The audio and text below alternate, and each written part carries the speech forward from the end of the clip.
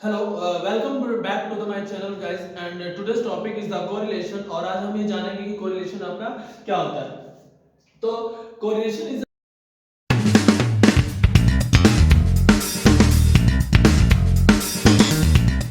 a statistical tool which studies the relationship between the two variables। It means कि दो variables के बीच में ये फाइंड करना है कि उनके बीच क्या रिलेशन है, पॉजिटिव है या नेगेटिव है।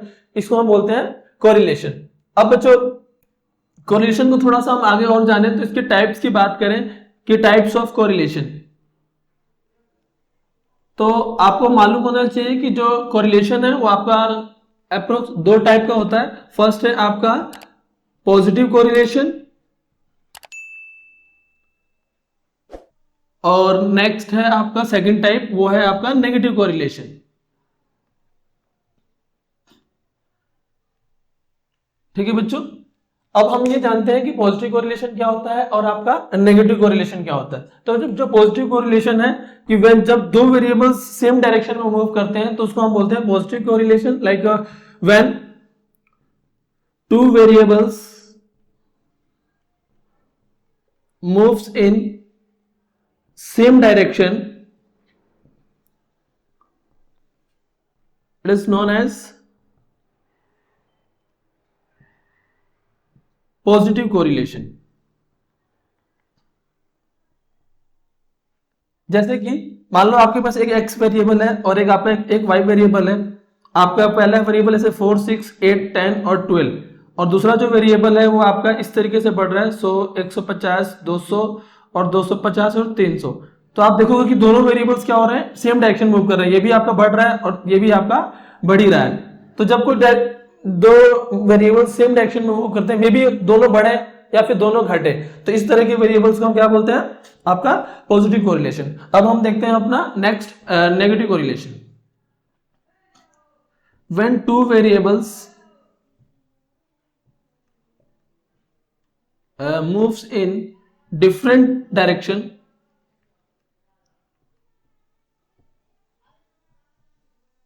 it is known as negative correlation।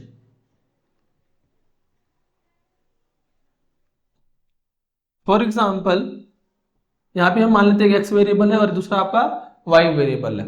अब एक वेरिएबल आपका जैसे 10, 20, 30 और 40 और 50, एक वेरिएबल आपका बढ़ रहा है और दूसरा वेरिएबल से आपका मान लो घटे जा रहा है। तो इस तरह के कोरिलेशन को हम नेगेटिव कोरिलेशन करते हैं, जब एक वेरिएबल आपका बढ़े और दूसरा वेरिएबल क्या हो, आपका घटे।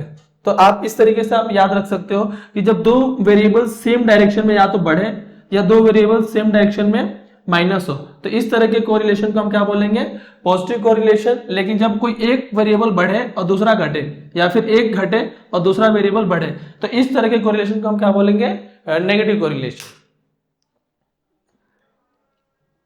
अब आई थिंक आप समझ गए होंगे कि कोरिलेशन क्या होता है और आपका टाइप्स ऑफ कोरिलेशन क्या है। अब जो हमारा नेक्स्ट है वो है आपका डिग्री ऑफ कोरिलेशन की, मतलब जो कोरिलेशन है उसकी वैल्यूज कितने से कितने के बीच वेरी करेगी। तो अब हमारा जो नेक्स्ट टॉपिक है बच्चों वो है आपका degree of correlation. Degree of correlation का सिंपल सा मतलब है कि कोएफिशिएंट ऑफ कोरिलेशन की जो कोरिलेशन है वो आपकी उसकी वैल्यू कहाँ से कहाँ तक आएगी। तो बच्चों पता होना चाहिए आपको, जो कोरिलेशन है उसको हम स्मॉल r से रिप्रेजेंट करते हैं और जो कोरिलेशन की जो वैल्यूज हैं वो आपका -1 से लेकर +1 के बीच ही वेरी करेगी। तो इस चीज को जब आप कोरिलेशन फाइंड कर लोगे तो इसमें एक लास्ट में आपको कमेंट करने के लिए बोलता है, तो इस चीज को हम याद कैसे रखें। तो आपको चलो एक सिंपल तरीके से समझाता हूं मैं और आपको बहुत अच्छे से समझ आएगा और साथ में आपको याद भी हो जाएगा। आप सभी ने नंबर लाइन पढ़ा होगा जो छोटी क्लासों में, तो आपको पता होना चाहिए यहाँ पर हम नंबर 1 -1 से लेकर और आपका यहाँ पर हम +1 से लेके चलते हैं, क्योंकि जो आपका कोरिलेशन की जो वैल्यूज है वो आपकी इन्हीं दोनों के बीच में क्या करेगी, वेरी करेगी, यहां से लेकर यहां तक। या तो आपका कोरिलेशन नेगेटिव होगा, या नेगेटिव होगा तो इधर इस साइड लेफ्ट साइड, और यदि आपका कोरिलेशन क्या है, पॉजिटिव है, तो आपका आंसर उस साइड आएगा। अब हम इसको थोड़ा सा और कर देते हैं, ये आपका पॉजिटिव्स वाले हो गए और इधर आपका नेगेटिव वाली वैल्यूज हो गई। ठीक है बच्चों। यदि आपका कोरिलेशन का आंसर पूरा परफेक्ट -1 आ रहा है तो आप यहाँ पे कमेंट क्या करोगे कि there is a perfect negative correlation, perfect negative correlation. और यदि आपका आंसर +1 आ रहा है, एग्जैक्ट +1, तो आप यहां पे कमेंट क्या करोगे, perfect positive correlation. It means कि दोनों ही वेरिएबल्स में बिल्कुल परफेक्ट है वैल्यूज। अब यदि आपका कोरिलेशन 0 आ रहा है और यदि आपका 0 आ रहा तो इसका मतलब क्या हुआ कि इन दोनों ही वेरिएबल्स में कोई भी रिलेशन है ही नहीं, तो इसको आप बोलोगे आप नो कोरिलेशन।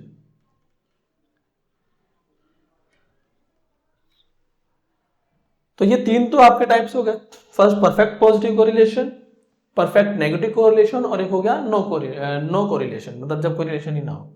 अब इनके बीच में आंसर आए तब क्या कमेंट करोगे आप?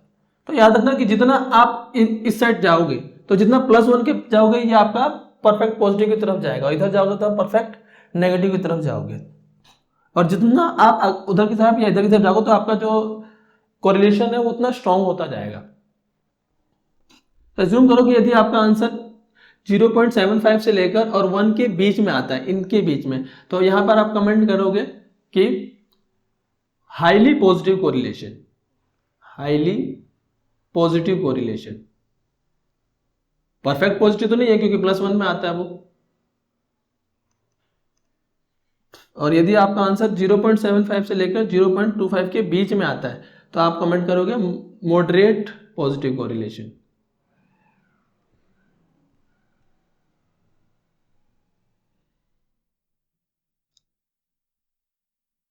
और यदि आपका आंसर 0 से लेकर 0.25 के बीच में आ रहा है तो ये होगा आपका लो पॉजिटिव कोरिलेशन।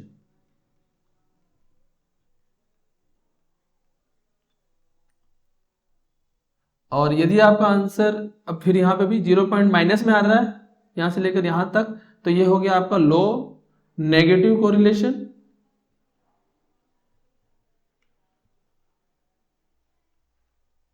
और यदि आपका -0.25 से लेकर माइनस का 0.75 के आ रहा है तो क्या कमेंट करोगे आप, मॉडरेट नेगेटिव कोरिलेशन।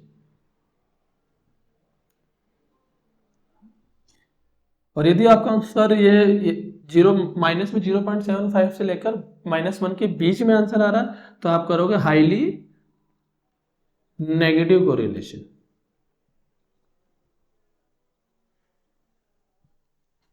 तो ये थी आपके डिग्री ऑफ कोरिलेशन।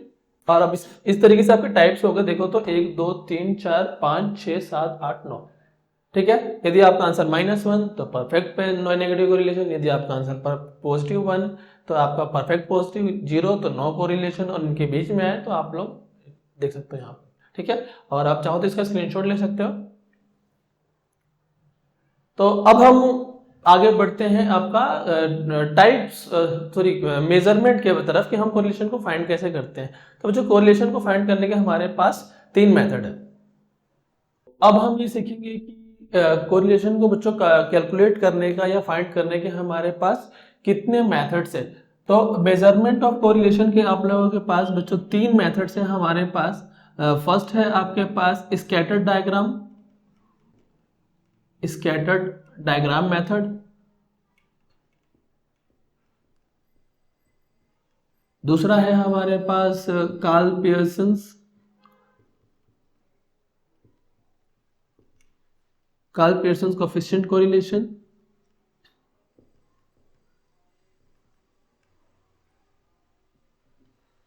और जो थर्ड है हमारे पास स्पीयरमैन्स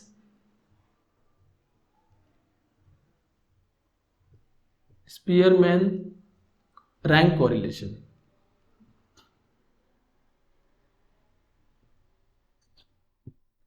तो अब हम ये आपके पास देखा जाए तो कुल मिला के 3 ही मेथड है कोरिलेशन फाइंड करने का। जो पहला है वो ग्राफिकल मेथड है, ग्राफ के थ्रू समझाया जाएगा। दूसरा कार्ल पियर्सन का, थर्ड है आपका स्पीयरमैन का। और बच्चों यहाँ से आपको एग्जाम में एक 6 नंबर का क्वेश्चन जरूर मिलेगा ही मिलेगा। तो चलो हम एक एक करके तीनों ही मेथड्स के बारे में जानते हैं। अब जो पहला मेथड है हमारा वो है आपका स्कैटर्ड डायग्राम मेथड, जो कि ग्राफिकल मेथड है हमारे पास रैंक को कोरिलेशन को रिप्रेजेंट करने का। तो इसमें आपके 5 डायग्राम बनते हैं। अब देखते हैं कैसे। अब ये डायग्राम देखो, यदि आपका मान लो कि एक लाइन के ऊपर आपका सारे आपने दोनों वेरिएबल्स को एक ग्राफ पर ड्रॉ करा और सारे ही पॉइंट्स जो है मान लो एक लाइन के ऊपर कैरी कर रहे हैं, इस पॉइंट्स के ऊपर, तो यहां पर आप क्या कमेंट करोगे, ये जो आपका रिलेशन है यहां पर आप वेरिएबल एक्स मान लो और यहां पर वेरिएबल आपका वाई रहेगा। तो इसको हम बोलेंगे बच्चों आपका नेगेटिव कोरिलेशन, नेगेटिव कोरिलेशन। और यहां पर जो आपका आर आएगा वो आपका है -1। ठीक है। अब दूसरा डायग्राम, यदि आपका आंसर इस डायग्राम कुछ इस तरीके से बने और एक ही लाइन के ऊपर बने, इस तरीके से इस पॉइंट के ऊपर ही वेरी करे, तो आपका रिलेशन कैसा होगा, परफेक्ट पॉजिटिव कोरिलेशन। ये आपका फर्स्ट डायग्राम, ये आपका सेकंड डायग्राम। थर्ड,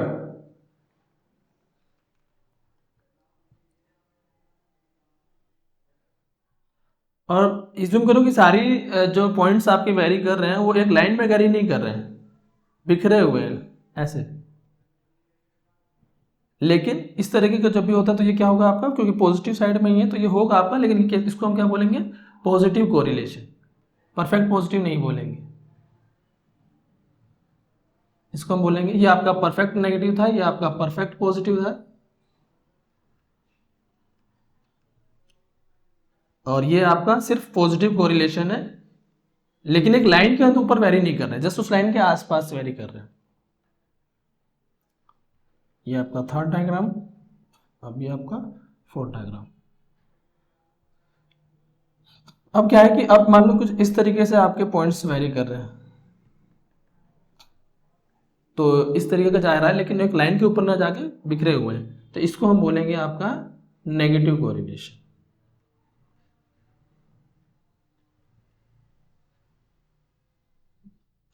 और लास्ट हमारा जो 5वां डायग्राम है वो आपका नो कोरिलेशन का। अब मान लो अब आपका कोई डायग्राम ऐसे ऐसे पॉइंट शो कर रहे हैं, कुछ भी फिक्स नहीं है कौन सा पॉइंट कहाँ जा रहा है, तो इस तरह का यदि पॉइंट में आपका कैरी कर रहा है तो आप इसको क्या बोलोगे, कोरिलेशन, क्योंकि इसमें आप पॉजिटिव और नेगेटिव बता नहीं पाओगे। तो इन कुल मिला के स्कैटर डायग्राम में ये 5वें डायग्राम बनेंगे और यहाँ से एमसीक्यू टाइप का क्वेश्चन आपका बनता है। तो बस इतना ही था आपका ये स्कैटर डायग्राम मेथड में। और अब जो हम नेक्स्ट करने वाले हैं मोस्ट इंपॉर्टेंट एंड थोड़ा सा टिपिकल और डिफिकल्ट भी है, वो है आपका कार्ल पियर्सन्स कोएफिशिएंट कोरिलेशन। तो चलो दोस्तों अब हम कोरिलेशन को फाइंड करना सीखेंगे कि आपका कार्ल पियर्सन मेथड से। और जो कार्ल पियर्सन मेथड से करने के लिए आपके पास 3 फॉर्मूले हैं जो कि हम लोग स्टेट्स में हम देखते हैं, डायरेक्ट मेथड, शॉर्टकट मेथड और स्टेप डेविएशन मेथड। जो डायरेक्ट मेथड है उसका फॉर्मूला है सिग्मा स्मॉल एक्स इंटू में y divided by under root में सिग्मा एक्स स्क्वायर इंटू में सिग्मा वाई स्क्वायर। अब यहाँ पे मैं आपको ये बताता हूँ कि x क्या है। x जो है आपका x माइनस एक्स बार, और जो y है वो है आपका y माइनस में y बार, y और x बार और y बार क्या है आपका मीन है।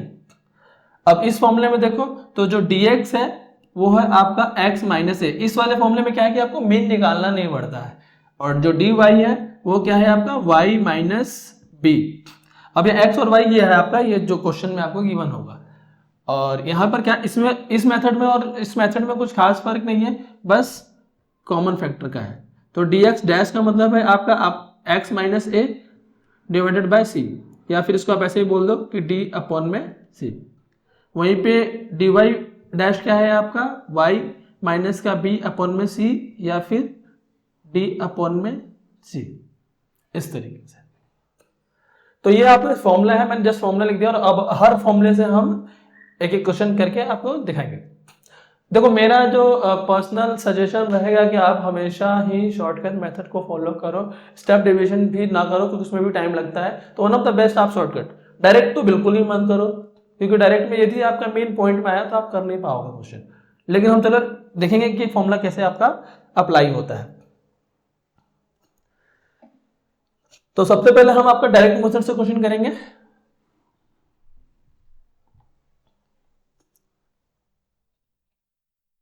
देखो आपको क्या है, पहले आप इस क्वेश्चन में, क्योंकि हमें मीन चाहिए, तो मीन निकाल लो, एक्स का मीन और फिर वाई का मीन, तभी जाके हमारा क्वेश्चन आगे होगा। तो एक्स का मीन का फॉर्मूला आप लोगों को पता है, सिग्मा एक्स अपॉन में एन होता है। हम लोगों ने मीन वाले चैप्टर में कंप्लीट किया था, जिसने नहीं देखा हो जाके वीडियो में देख सकता है, मैं लिंक डिस्क्रिप्शन में दे दूंगा। अब इसको जोड़ो आप, तो 2 3 5 4 9 5 14 6 20 7 27 और 8 35 35, और इसको जोड़ दो, 7 4 11 और 8 19 19 7 4 11 19 9 28 28 और 4 32 32 और 8 40, फिर 4 और 4 और 3 7। तो x का समेशन कितना है हमारे पास 35, और टोटल नंबर्स कितने हैं 1 2 3 4 5 6 7। तो आपका मीन कितना आ गया, आपका 7 बचे 35, 5 मीन आ गया x बार। अब y मीन इसी तरीके से निकाल लेते हैं हम, तो सिग्मा y अपॉन में n, तो सिग्मा y का समेशन कितना हमारा 70, और इस टोटल नंबर्स n तो इक्वली रहेंगे, तो आपका आ गया 10। तो सबसे पहले आपको मीन निकाल लेना है। तो दोस्तों जैसे ही आपने यहाँ पर ये मीन निकाल लिया होगा, तो मीन निकालने के बाद आपको सबसे पहले स्मॉल एक्स निकालना पड़ेगा, और स्मॉल एक्स का फॉर्मूला क्या है, एक्स माइनस में एक्स मीन, और स्मॉल वाई निकाल, पहले तो हम एक्स का ही काम कर लेते हैं पहले। तो स्मॉल एक्स का मतलब एक्स माइनस मीन, तो आपका जो मीन आया, एक्स का मीन कितना आया 5, तो 2 में से 5 गया तो आपका कितना आएगा माइनस का 3, 3 में से 5 गया आपका माइनस का 2, और 4 में से आपका 5 गया तो कितना आएगा आपका माइनस का 1, और 5 में से 5 गया 0, फिर 6 में से 5 गया 1, फिर 7 में से 5 गया 2, फिर 3। इसी तरीके से अब एक्स स्क्वायर निकाल लो, क्योंकि हमें फॉर्मूले में देखो यहाँ पर एक्स स्क्वायर चाहिए, तो फॉर्मूले के हिसाब से हम अपना टेबल बनाएंगे। तो देखो आप 3 का स्क्वायर क्या हो जाएगा 9, 2 का स्क्वायर 4, क्योंकि देखो माइनस माइनस प्लस हो जाता है, तो माइनस का स्क्वायर कभी माइनस में होता नहीं है।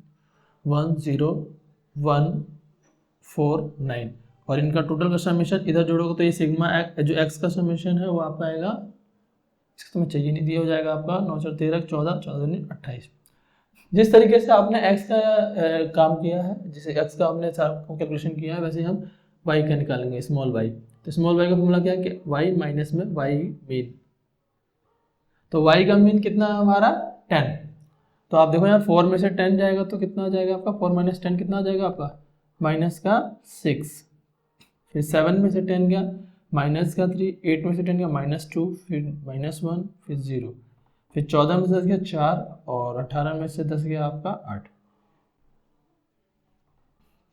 अब निकालो वाई स्क्वायर, वाई स्क्वायर होगा 6 का स्क्वायर 36, 9 4 1 0, और 4 का स्क्वायर क्या होता है बच्चों आपको 16, और 8 का स्क्वायर होता है आपका 64।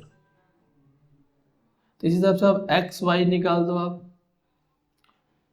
तो पहले हम इसको जोड़ देते हैं, 36 और 9 आपका 45, और ये 5 आपका 50, 50 60 60 120, और आपका ये 130 आ जाएगा।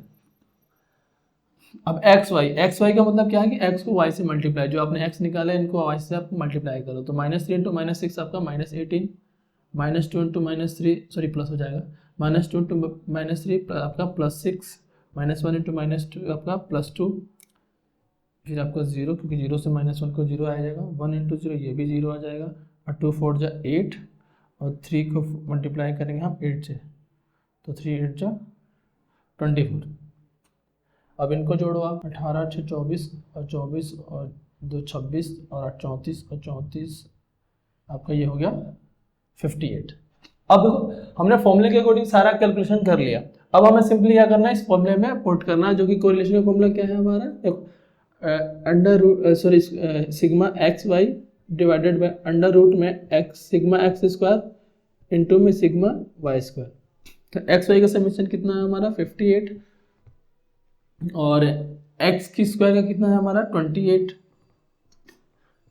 और y स्क्वायर का मेरा कितना है हमारा 130।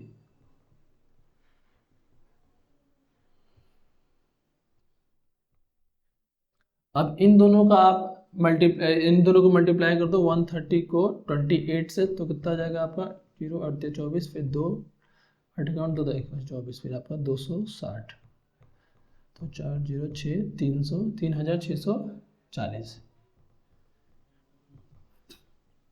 अब क्या करोगे आप, इसका 36 का आपको पता है बचपन में आप लोगों ने ये अंडर रूट निकालना सीखा होगा आप लोगों ने, ठीक है। इसमें हम कैसे निकालते हैं, पीछे से पेयर्स बनाते हैं, फिर हम 6 आपका 36, फिर क्योंकि पूरा नंबर कट गया तो आपका 0। तो ये अब देखो, आप वैसे भी याद रख सकते हो, अप्रोक्सीमेशन मेथड से भी कर लो तब भी आपका आंसर आ जाएगा। आपको पता है कि 60 का स्क्वायर क्या होता है आपका 60 होता है, तो आप ऑब्वियस सी बात है 60 से थोड़ा सा ही क्या होगा, ये ज़्यादा होगा। तो 58 डिवाइडेड बाय, एक बार थोड़ा सा निकाल के देख लेते हैं हम लोग। तो यहाँ पे यदि आप 40 भी उतारते हो तो ये जाएगा नहीं, कुछ भी लोग यहाँ 0 फिर एक पॉइंट, तो आपका लगभग 60.4 के आसपास आएगा। तो मैंने अप्रोक्सीमेशन से मेथड से किया है, और ये आप डिवाइड करोगे तो आपका इसको, ये आपका कुछ अप्रोक्स 0 पॉइंट डिवाइड करके देख लेते हैं हम लोग। 580 को 604 से, तो 0 लगाया, ठीक है पॉइंट, फिर आपका 9 से जाएगा ये 604, 9 से करोगे तो 9 से 9 चौक 36 और 9 चौक 54, तो ये 4, 9 से 3 गया 6 और 7 में से 4 गया 3, फिर यहाँ पर 0 हो जाएगा, तो कितने से जाएगा 604, 5 से 5 चौक 20, 5 चौक 30, ऐसे नहीं, तो लगभग 6 से जाएगा आपका ये, तो आंसर आ जाएगा प्लस का 0.96। तो यहाँ पर मैंने आप लोगों को जब डिग्री कराया था तो डिग्री में कमेंट करने के लिए क्या कहा था कि यहाँ पे कमेंट क्या करोगे आप कि there is a highly positive correlation.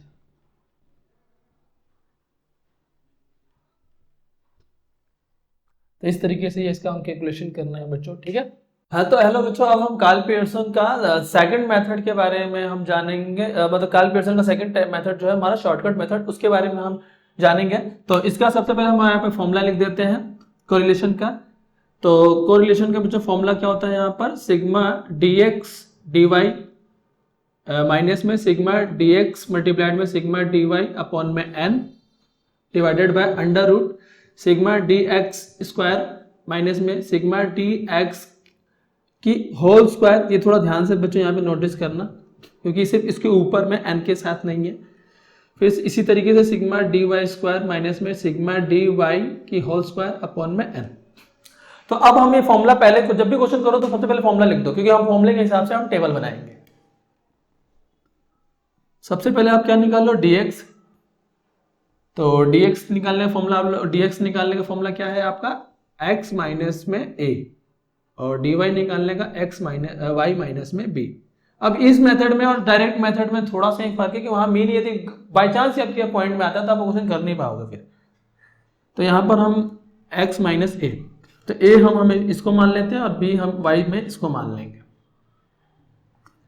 तो dx का 5 माइनस 15, तो आपका हो गया माइनस 10, 10 माइनस 15 माइनस 5 माइनस 0, 20 में से 15 हो गया 5 और ये आपका 10।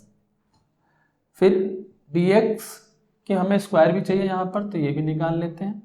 तो 10 का स्क्वायर होगा आपका 100, 25 0 25 100। इनको समीशन भी करोगे तो आप 10 15 और ये 15 आपको 0 हो जाएगा, और यहाँ पर 125 और यहाँ पे 125, तो आपका 250 हो जाएगा। इसी तरीके से dy निकालो, तो dy का फॉर्मूला क्या है आपका y माइनस में b हमने 30 को माना तो 40 में से 30 गया आपका 10, 35 में से 30 गया 5 0, फिर आपका 25 में से 30 गया तो माइनस का 5 और माइनस का 10, जोड़ोगे तो इसको 0 आ जाएगा। फिर dy की स्क्वायर निकालो तो 100 25 0, 5 का स्क्वायर 25 और फिर 100, तो कितना आ गया आपका ये 250। अब निकाल लो dx dy, क्योंकि हमें ये भी चाहिए यहाँ पर फॉर्मूले में। dx dy का फॉर्म मतलब कि dx को dy से मल्टीप्लाई इन दोनों को, तो माइनस 10 प्लस और 10, तो आपका क्या हो जाएगा इसका 100, क्योंकि माइनस प्लस माइनस -5 + 5 तो कितना मल्टीप्लाई करोगे तो क्या आएगा आपका माइनस का 25 फिर 0। यहाँ पे भी माइनस ये है तो यहाँ पे 25, ये भी करोगे तो माइनस का 100। समेशन करोगे टोटल का तो आएगा माइनस में 250। ठीक है, तो कंपेरेटिवली करोगे तो डायरेक्ट मेथड से ज़्यादा इजी है आपका शॉर्टकट मेथड। बस फॉर्मूला देखने में डरावना सा लग सकता है आप, लेकिन ये इजी है। 2-4 क्वेश्चन करोगे, प्रैक्टिस करोगे तो ये आपको बहुत ही आसान लगेगा।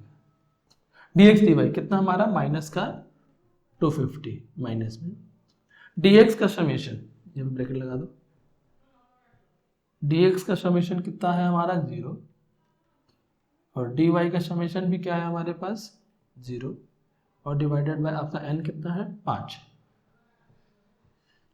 अंडर रूट dx स्क्वायर कितना हमारा 250 माइनस में dx कितना हमारा 0 तो 0 का स्क्वायर अपॉन में 5, इसी तरीके से y में तो dy स्क्वायर हमारा भी ये भी 250 है माइनस में 0 का स्क्वायर अपॉन में 5।